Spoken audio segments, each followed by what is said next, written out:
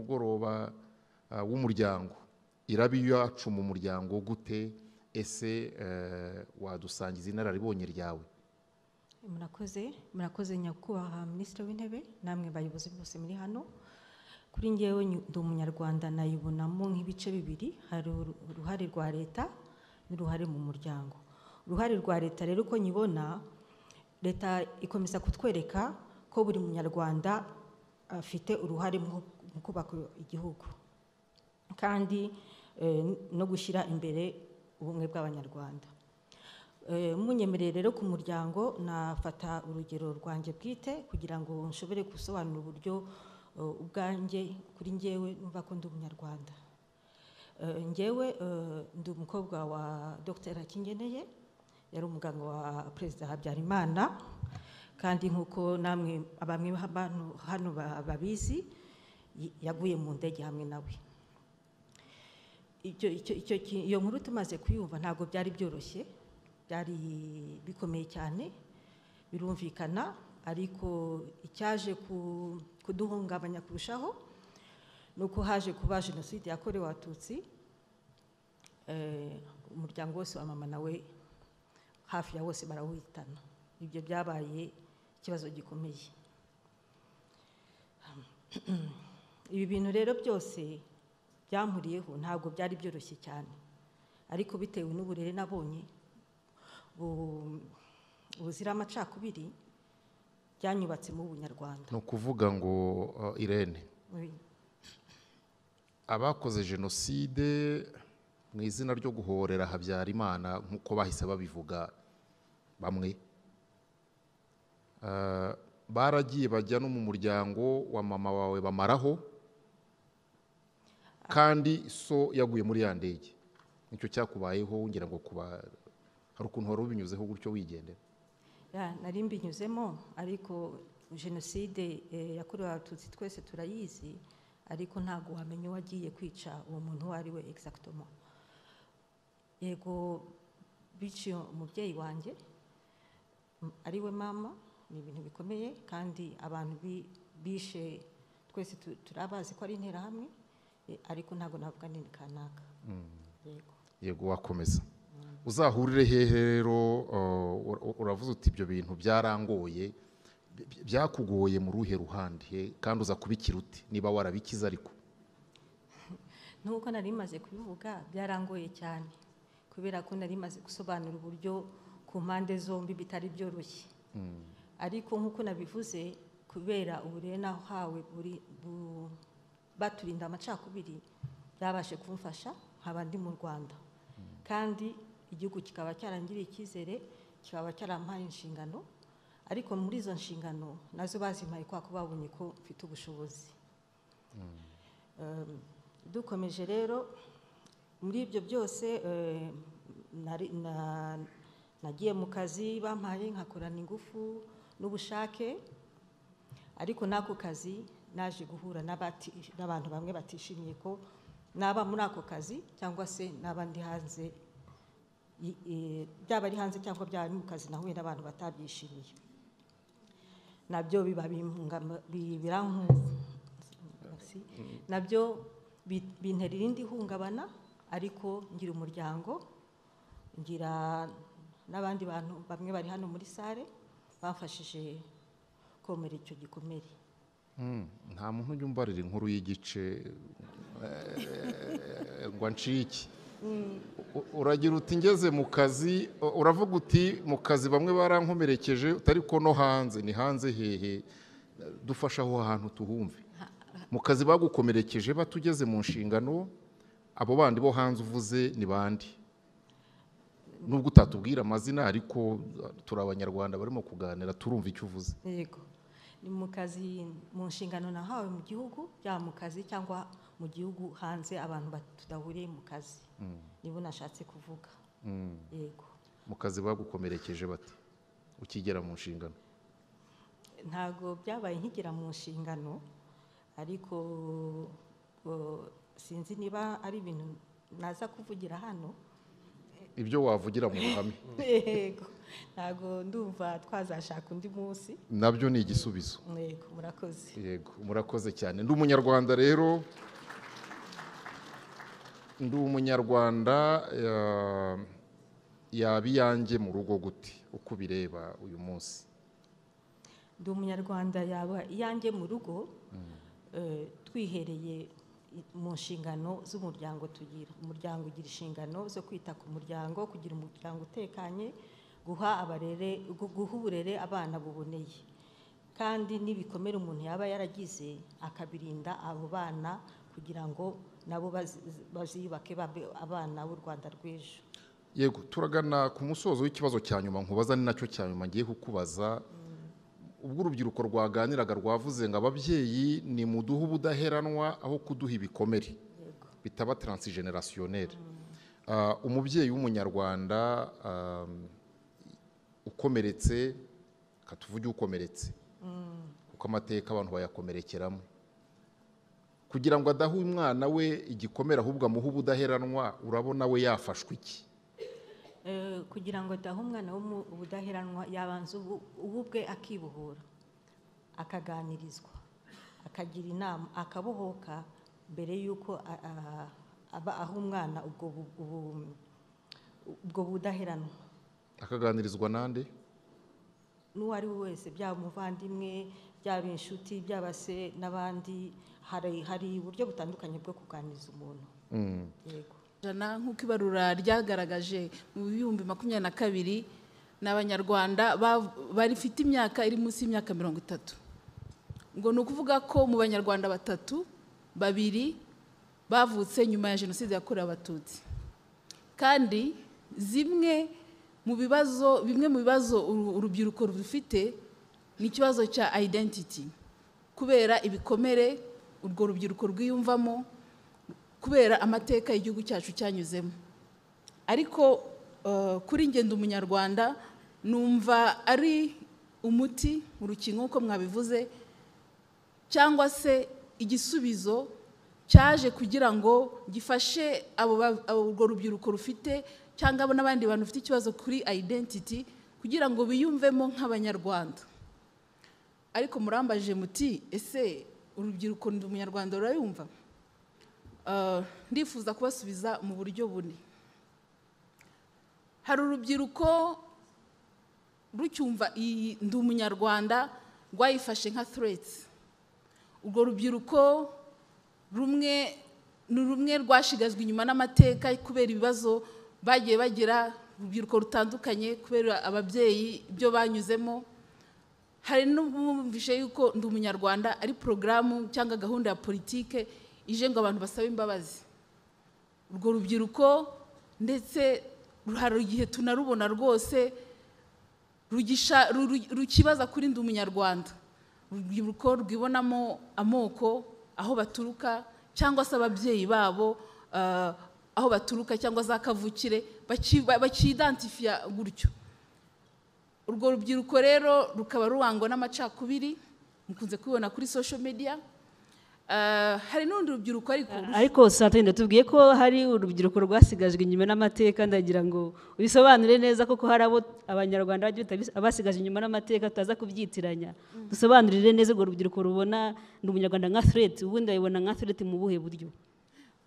Yes, afite urwo rubyiruko rwahise rubona nka threats, ruvuga ati iki gahunda ije kutuvangira, twebwe twibonamo nk'amoko, twibonamo aho tuvuka cyangwa ababyeyi bacu aho tuvuka, kubera ko ari byo babaga batojwe muri families zabo. Ubwo ndetse akenshi usanga nta ruhare rwabaga rwaragize muri jenoside, ariko nk'umubyeyi akamugenda inyuma akamubwira ati ndi umunyarwanda ije gusenya ibintu byose nakubwiye. So ni nk'urwo rubyiruko narwo rutabonye ndi umunyarwanda ko ari ikintu cyiza cyane cyo kubaka abanyarwanda. Tugikomeza muri urwo rubyiruko rutabyumvise neza, hari n'urubyiruko rugenda rushukwa. Twabaha nk'ingero nk'urubyiruko for example rujya nko mu mahanga rukagenda ruganira n'imiryango imwe n'imwe, cyangwa rugahura n'abanyarwanda batishimiye ibyiza twagezeho kubera yuko bushukwa bakabona bakaba amafaranga cyangwa bakanabizeza kubaha ibyangombwa mu bihugu bagiyemo, bakagenda deja bakanahinduka n'ibigarasha kubera inyungu zabo bishakira, bagakuba nk'ibikoresho. Wenda hari n'ingero zifatika. Muri uku kwezi hari raporo ya Human Rights Watch bise Join Us or Die, aho bagaragaza ukuntu urubyiruko rwinshi rwo mu mahanga banasayitinze ngo abantu 150 bavuye mu bihugu bitandukanye bo muri diaspora ngo bavuga ngo u Rwanda ruforsa abantu kugaruka mu gihugu, ruratotezwa.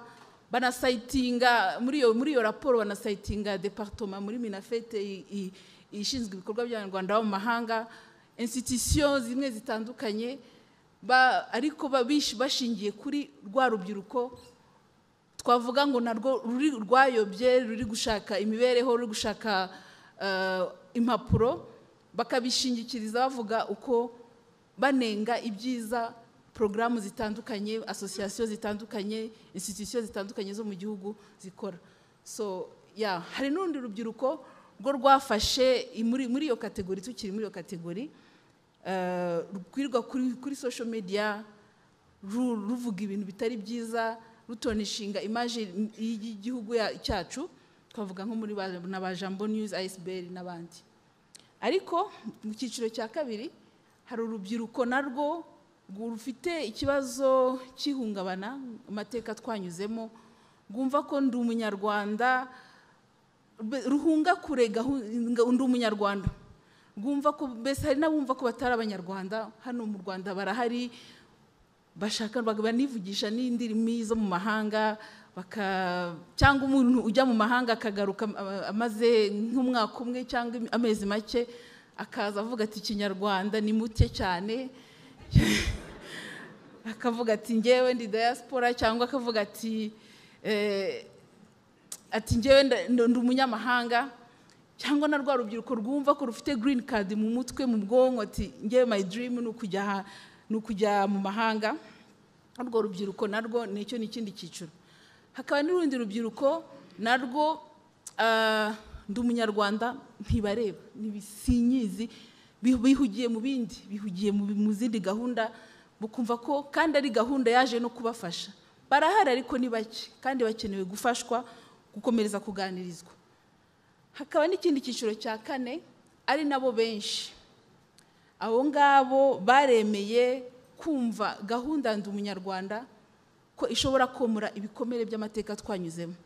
Abo ngabo ndi umunyarwanda barayumva neza cyane. Urwo ni rwa rubyiruko ruri busy kwiteza imbere kandi no guteza imbere igihugu cyacu. Rurakonekitinga, harimo ba rwiyemezamirimo, aba young professionals, banahanahana amakuru, bakanangaja ukuvuga ati ngewe mfite company nshaka kwangaza umwana w'umunyarwanda, ntarebye ngo uvahe n'uruwahe. Abo ni b'abanyarwanda bumvisha iyo vision ya ndi umunyarwanda. Urwo rubyiruko rero ni benshi kandi bakoze amahitamo menshi. No muri urwo rubyiruko harimo n'abagize bagira n'amahitamo, babaga mu mahanga bakagenda bagaruka bumvishe vision, bakaza bakubaka igihugu cyacu. Mwigeze kuvuga ku mahitamo, munyemere nakwihera nk'urugero rwanjye. Nanjye nagize amahitamo yo gukorera igihugu cyanjye kubera yuko nabigiriye amahirwe yo kukimenya.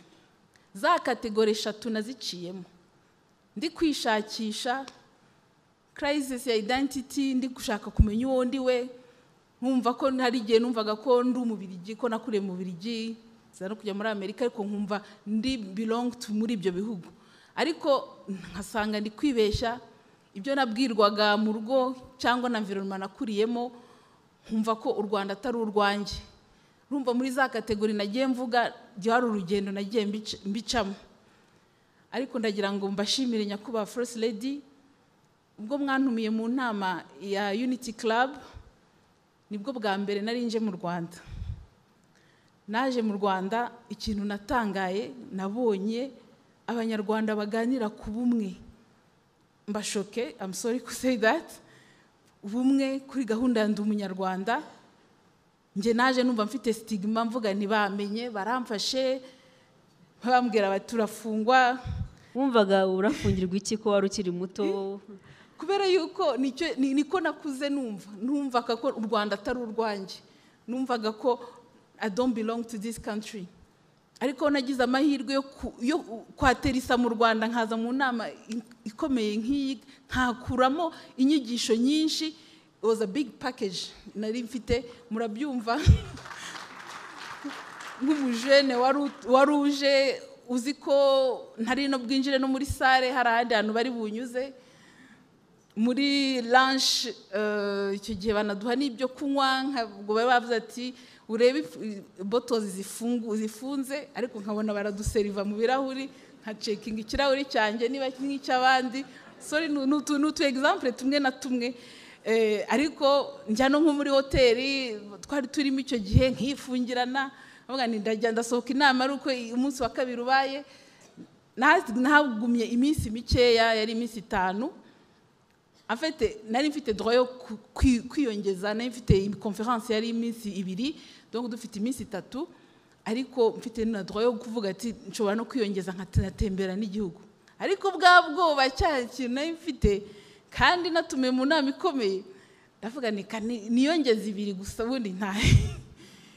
Ariko nyuma yaho nagera n'urugendo, ibyo nahigiye byinshi, nakomeje nabaye curious yo gushaka kumenya igihugu cyanjye, ngira n'amahirwe yo kumva numva noneho nanataha nkanagikorera, kuko nabonaga vision y'icyo gihugu ariyo mbiroginga. Noneho ubwo icyo gihe kandi ndashima leta yacu y'ubumwe. Natwe aratubwira ati mushobora kuza mu kubaka igihugu cyanyu. Amahirwe nagiriwe yuko I was honored yuko ufatanya n'abandi muri iyi transformation journey y'igihugu. Ni ikintu nishimira cyane leta yacu y'ubumwe.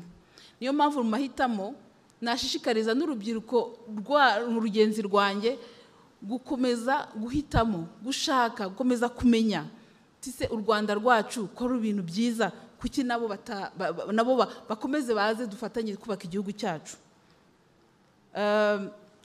Ku mahitamo rero